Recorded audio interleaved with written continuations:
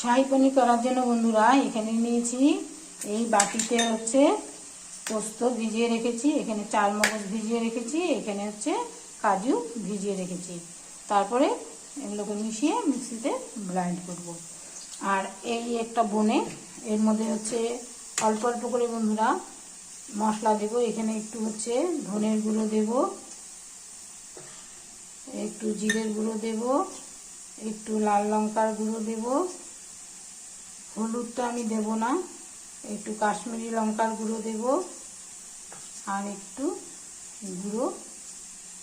গরম মশলার গুঁড়ো দেব। দিয়ে এটাকে হচ্ছে জল দিয়ে ভালো করে মিক্সড করে নেব।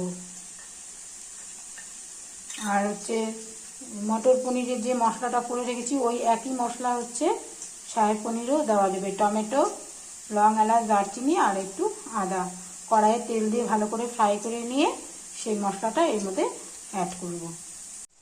এই যে বন্ধুরা টমেটো, কাঁচা লঙ্কা, আদা, লং, এলাচ, দারচিনি এটাকে হচ্ছে তেলে ফ্রাই করে নিয়েছি। এখন মিক্সিতে এটাকে ব্লেন্ড করব, তাই একটু ঠান্ডা হয়ে গেলে তারপরে এটাকে ব্লেন্ড করে দেখাচ্ছি।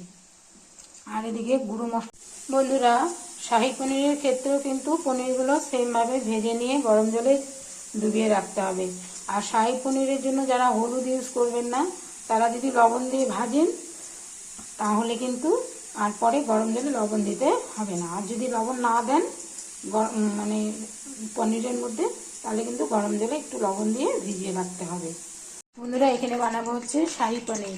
শাহী পনিরে হচ্ছে আমি একটু ফোড়ন দিই, একটা তেজপাতা, একটা শুকনো লঙ্কা, দুটো শুকনো লঙ্কা দেবো, আর হচ্ছে একটু লং আর এলাচ এটা দিলাম।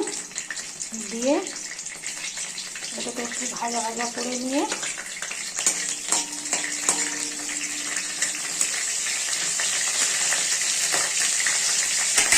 এটার মধ্যে দেবো হচ্ছে গুঁড়ো মশলাগুলো হচ্ছে বাটিতে গুলিয়ে রেখেছি, সেই গুঁড়ো মশলাটা অ্যাড করব।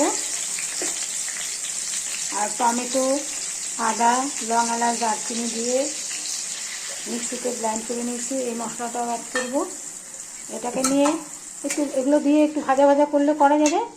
তারপরে হচ্ছে এই যে এখানে মিক্সিতে হচ্ছে চালমগজ, কাজু আর হচ্ছে পোস্ত এই তিনটা দিয়ে মিক্সিতে ব্লেন্ড করে রেখেছি। এই শাহী পনিরে হচ্ছে মশলাটা একটু ভাজা ভাজা হয়ে গেছে বন্ধুরা।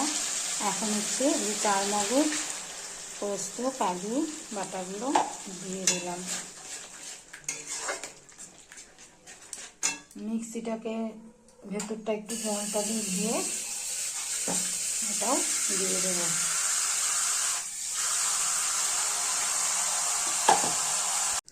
আমি হচ্ছে বিট নুন নাকি কালা নমক বলে এটাও ইউজ করব, সাদা লবণটা দেবো না। শাহী পনিরে বন্ধুরা আমি মধু ইউজ করব চিনির বদলে। এই বন্ধুরা এটাকে ভালো করে কষিয়ে নিয়েছি। এর মধ্যে হচ্ছে নামানোর সময় কসুরি মেথিটা দেবো। এখন একটু কসুরি মেথিটা দিচ্ছি।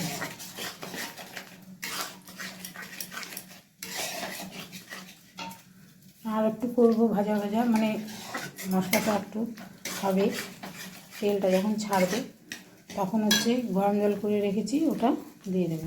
আমি বন্ধুরা মশলাটা ভাজা ভাজা হয়ে এসছে, এখন আমি পনিরগুলো হচ্ছে দিয়ে দিচ্ছি।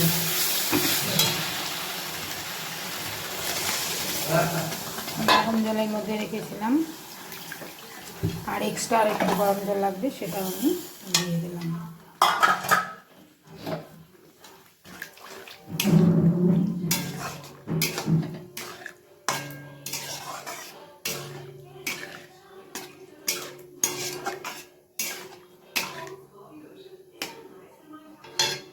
এটা কিছুক্ষণ হতে দেবো, তারপরে নামিয়ে দেবো। বন্ধুরা শাহী পনিরটা নামানোর আগে কয়েকটা কাঁচা লঙ্কা চিড়ে এর মধ্যে দিয়ে দেব। তারপরে নামিয়ে এটার উপরে একটু গার্নিশের জন্য ধনেপাতা আর একটু কসুরি মেথি দেবো। হয়ে এসছে এটা আমার। এই যে বন্ধুরা শাহী পনিরটা আমার হয়ে গেছে। এর উপর দিয়ে একটু ধনেপাতা আর কসুরি মেথি গার্নিশের জন্য দিয়েছি। এটাও সেম, খুব গরম যখন আর একটু ঠান্ডা হবে তখন হচ্ছে এটা আরও গাঢ় হয়ে যাবে। এটা এখন যে কোনো লুচি পরোটা সঙ্গে খেয়ে দেখতে পারেন বন্ধুরা। যদি ভালো লাগে তাহলে আপনারা কিন্তু একটু লাইক শেয়ার অবশ্যই করবেন আর কমেন্ট করতে ভুলবেন না। এখন এটা গরম গরম খাবো লুচির সাথে।